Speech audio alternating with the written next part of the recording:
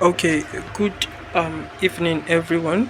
I'll just do a quick recording here to explain one or two things because I'm having a very bad internet connection. So, we're going to start with this here. Someone uploaded on the group shortly. Let me show you the so I don't mess this up here.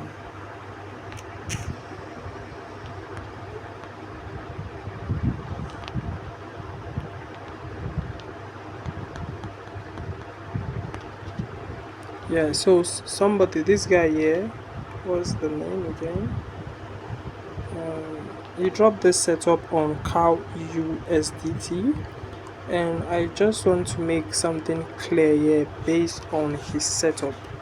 I already told you guys that once you're doing these things, you want to just use two time frames. You don't want to keep it really complicated here.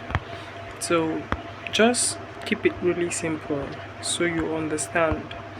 The 4 hour time frame is your directional bias. So this is it here. When you come to the 4 hour time frame, on the 4 hour time frame you can see that it's very clear, it's obvious. So when you drop the signal here, I was a little bit kind of busy, I couldn't cross check it. So on the 4 hour you can see that we have a ascending market which is creating series of highs and low here, higher highs and higher lows, liquidity takeout, higher highs and higher lows. Now if you look at this market on the 4 hour time frame, it simply means we have a strong demand around this point. Now this is where you need to pay attention to. We have a strong demand zone around this point here. We have a strong demand zone around this point here, and the market could just go up from this point. The market could just start going up from this point, but you don't want to.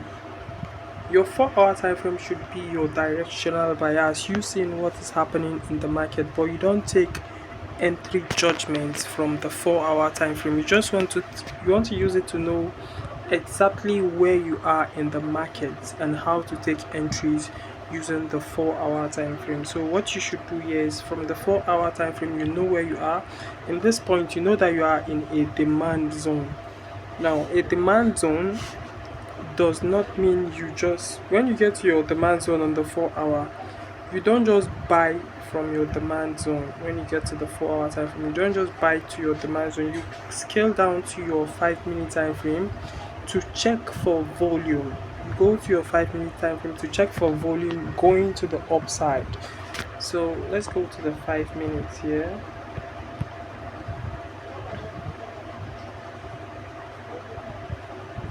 Sorry, my network is still very cracky. So on the 5 minute time frame, what do you see? We saw that the market was selling down. Now we are in our demand zone on the 4 hours here, but on the 5 minutes there is no sign of bullish momentum. There's no sign of bullish momentum. We have this down here, we have this, take out liquidity, and just, if we should have a big push to the upside, I wouldn't have taken the trade, but as immediately I saw this, I knew it was liquidity takeout and the trade should just go in the, you should just keep selling down because we are in a downtrend. The market is reversing. You don't take buy entries when the market is reversing. You don't catch a falling knife. It's very risky to catch a falling knife or a falling trade. So when the market is dropping, you don't try to catch it because you are on the demand zone on the higher time frame. You want to scale down to the lower time frame to see what is happening, to make sure you have buy volumes. Now had it been I saw something like this on this demand zone, now I saw this push, a reversal, a confirmation, I will now have a long bias. I will have a long bias, but as you can see, this is not this is just a liquidity pool. Yeah, it's just a liquidity pool. So this is just what I want to explain on this video and what you should always watch out for. You use the 4 hour time frame for directional bias and not for your entry. try to understand that you're using 2 time frames. You use the 4-hour for your directional bias.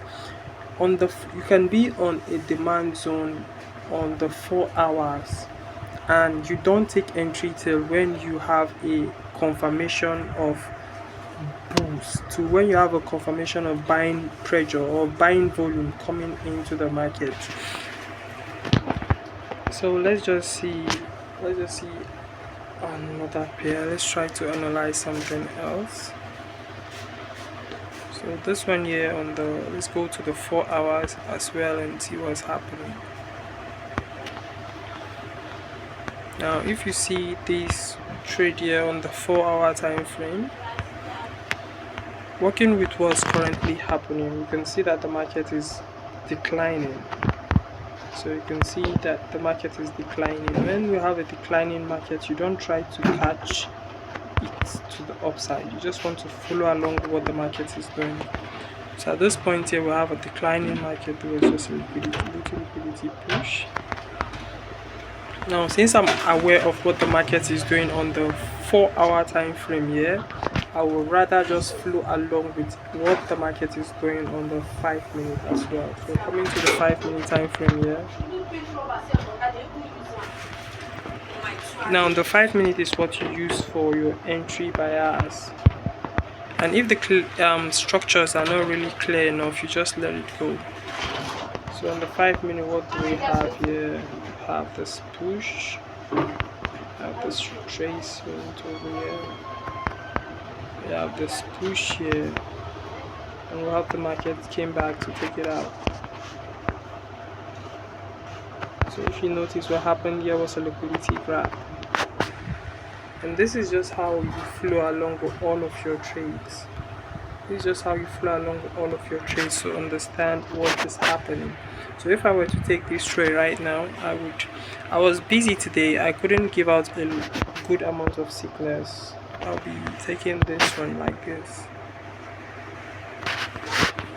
So yeah, as you can see, you see the same model playing out. It's playing out live in your eyes. So this is just how you flow along with your trade. This is how you understand the market in general. You don't use the 4-hour time frame for entries. It's going to take you a longer time before your trade goes to your take profit, and you don't want to be in a trade for a very long time. So you just use the 4-hour for confirmation, entry, directional bias, and you use the 5 minutes for your entries. Just go and study the charts, guys, and have a lovely weekend.